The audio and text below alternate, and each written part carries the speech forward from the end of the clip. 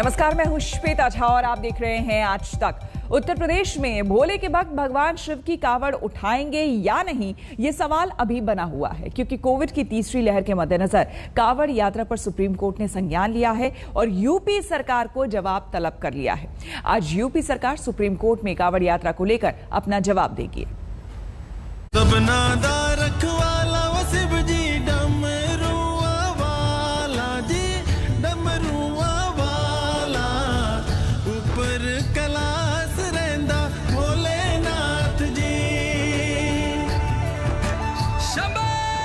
भोले का नाम है, भोले से काम है।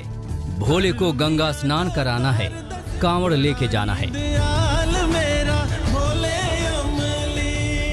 हर हर महादेव, बोल बोल और बम बम भोले का उद्घोष।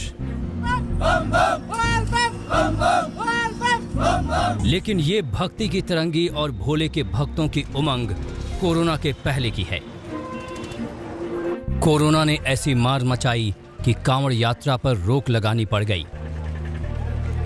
लेकिन भोले के भक्तों की भक्ति उफान मार रही है और यूपी की सरकार कांवड़ियों की आस्था के सामने तोरण द्वार सजा रही है। तो सुप्रीम कोर्ट ने खुद ही संज्ञान ले लिया, क्योंकि आशंका ये है कि कोरोना की तीसरी लहर कभी भी तबाही मचा सकती है। इसीलिए कोर्ट ने सवाल कर दिया है। कोर्ट ने पूछा है, प्रधानमंत्री कहते हैं कि तीसरी लहर की जबरदस्त आशंका के मद्देनजर हम कोविड प्रोटोकॉल में थोड़ी सी भी ढिलाई या लापरवाही नहीं बरत सकते। दूसरी ओर लोग मनमानी पर आमादा हैं। कांवड़ यात्रा को इजाजत देने के पीछे सरकार अपनी मंशा प्रकट करे। देखिए, सरकार का स्टैंड एक तो आपका है, सुप्रीम कोर्ट ने जो मांगा, सुप्रीम कोर्ट को जो भी उचित रिप्लाई होएगा, जवाब होगा, वो दिया जाएगा सम्मान के साथ। लेकिन उत्तर प्रदेश और उत्तराखंड की सरकारों में कांवड़ को लेकर विरोधाभास है। उत्तराखंड के नए नवेले मुख्यमंत्री पहले ही कांवड़ यात्रा पर रोक लगा चुके हैं। हमने जो है सभी की जान माल की सुरक्षा को प्राथमिकता पर लेते हुए पहले ही जो है कांवड़ यात्रा को इस बार हमने नहीं किया है। तो हमारे लिए सबसे पहले लोगों की जान माल की रक्षा है। लेकिन यूपी सरकार कांवड़ यात्रा को टालना नहीं चाहती और कोरोना प्रोटोकॉल को मानते हुए इसे जारी रखने के पक्ष में है।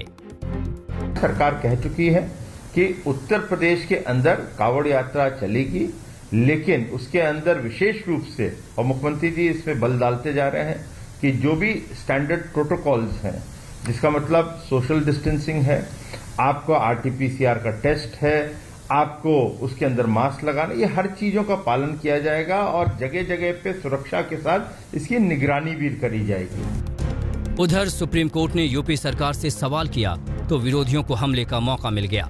विपक्ष कांवड़ यात्रा पर तो कुछ नहीं कह रहा, लेकिन सरकार से लोगों की सुरक्षा की गारंटी मांग रहा है।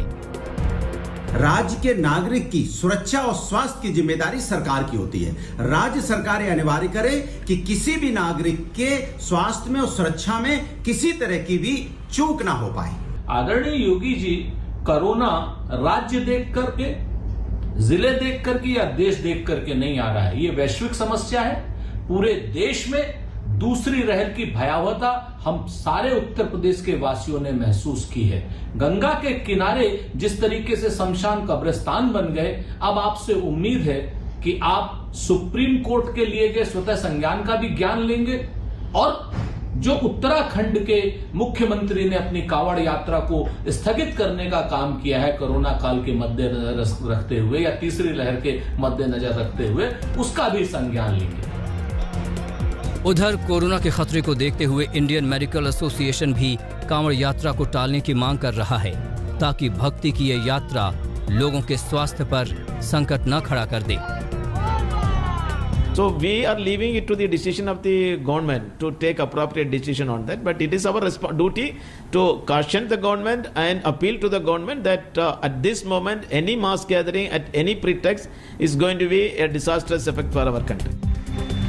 मामला धर्म और भक्ति से जुड़ा है, लिहाजा धर्म गुरु भी कांवड़ यात्रा के समर्थन में आ गए हैं और उत्तराखंड में कांवड़ यात्रा पर लगी पाबंदी को गलत बता रहे हैं।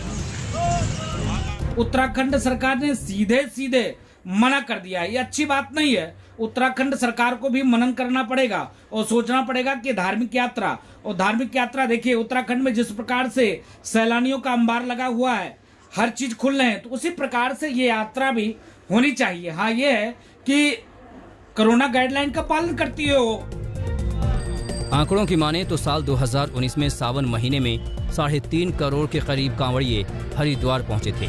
अगर सुप्रीम कोर्ट में यूपी सरकार के जवाब के बाद कांवड़ यात्रा की इजाजत मिलती है तो कांवड़ियों को कोरोना प्रोटोकॉल का पालन करना बड़ी जिम्मेदारी होगी। लखनऊ से अभिषेक मिश्रा के साथ आज तक ब्यूरो।